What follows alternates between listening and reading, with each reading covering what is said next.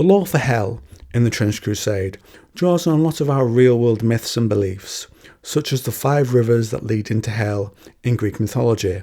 2 are mentioned within the lore. I will go over the mentions and those 2 rivers, then we will cover the other 5 great rivers of hell and fill in those gaps with the larger Greek mythology. So welcome back to the trenches and let's begin. The 2 we are told about match up with Greek myth, first with the basic definitions for each river, starting with the river Styx.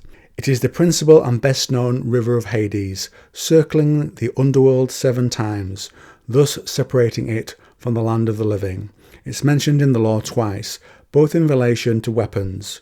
A great scourge made from the living spines, red-hot rods and catchers, and all the tools of torment fashioned by these sadistic smiths of Dis are widely used by the corpse warbands. Their main function is not to kill, but to cause as much agonizing pain as possible. Forged in hell and quenched in the black waters of the river Styx, the agony their wounds bring lasts for days. Then specially forged Tartarus claws are quenched in the waters of the river Styx, a source of poison more potent than any mortal venom. Many carry silenced pistols to take down targets unseen and unheard. The Styx flowed out of Oceanus, the great river of the world. The word can be translated into the river of hate.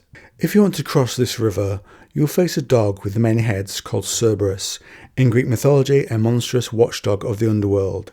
He was usually said to have 3 heads, but another source says 50, with heads of snakes grown from his back, and he had a serpent's tail.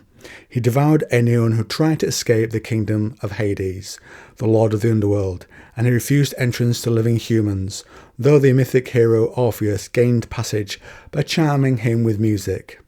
That is where Charon on his boat lands with the shades of the dead. Charon and his task, according to the Britannica, is that he is in Greek mythology the son of Erebus and Nyx, or Night, whose duty was to ferry over the river Styx and Acheron those souls of the deceased who had received the rites of burial.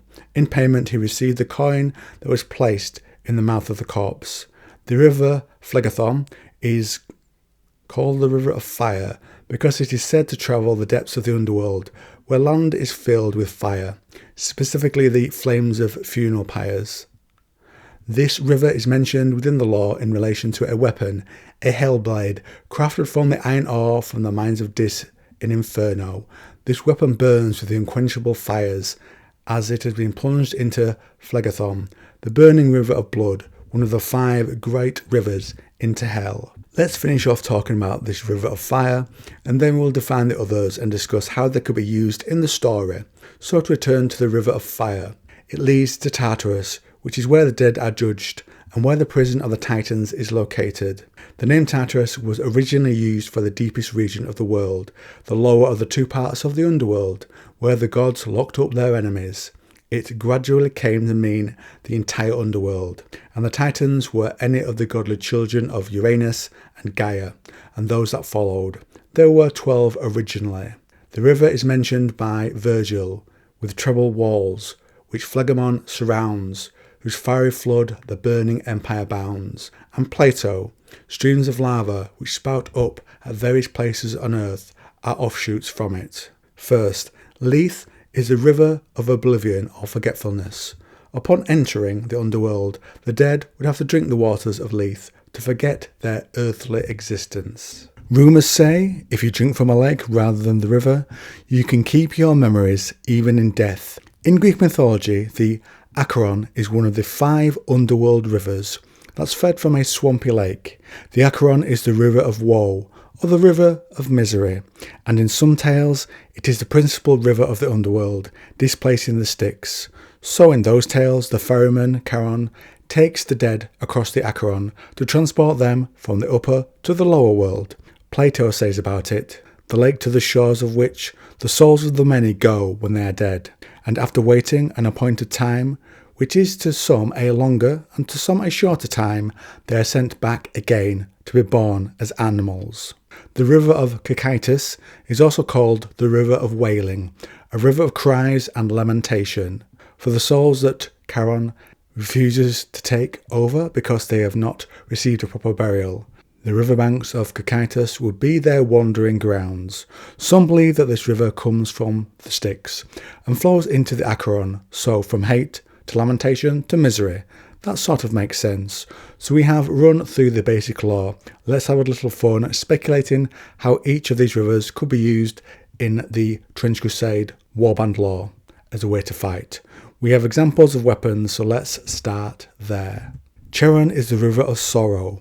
Perhaps there could be a whetstone from this river, and when it's used to sharpen a blade, the retained magic of hell allow part of its abilities to be passed on. Perhaps with a strike on the enemy, it could cause them to begin weeping. It reaches down into the mortal soul and pulls out their deepest grievances, so they are left unable to protect themselves or take part in further fighting. And as they stand there wrapped up in a moment, thinking of people they have lost, or the grief they have seen during the fighting, that is when those aligned with hell can cut them down. Even as tears still form on their faces, their life is ended, with no one in turn to grieve for them. Another is the river of lamentation, or wailing. Perhaps this pulls from them unbidden wailing, if a weapon is made quenching its waters, distracting you from the fight as a heart-wrenching siren call comes from within your body. Next, the river of fire. I think you have to go with a flaming blade, something forged from a river in the very heart of hell. Its very heat, it could cut you and give you additional damage of burning afterwards. Maybe it could do a jet of flame attack that moves out from your body like a flamethrower.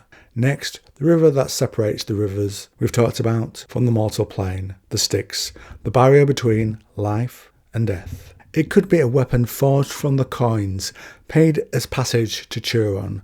Perhaps it could knock the spirit from your body, separating what is bound there for a moment, so the wielder can strike you. The river of forgetfulness could lead to a weapon that causes enemies to forget how to fight, so they would be left helpless, or perhaps to cause them to aid you as they switch sides, as they forget whose side they were originally fighting on, that they believe in the hell and not the church, for example. So that's the lore, accompanied by my heavy speculation at the end. This was fun to go over. I've always been a fan of the Greek lore that we have drawn on here. It feels suitably bleak. There is no real version of heaven, as I recall. The Elysian Fields is where heroes go, but only heroes, not your average person.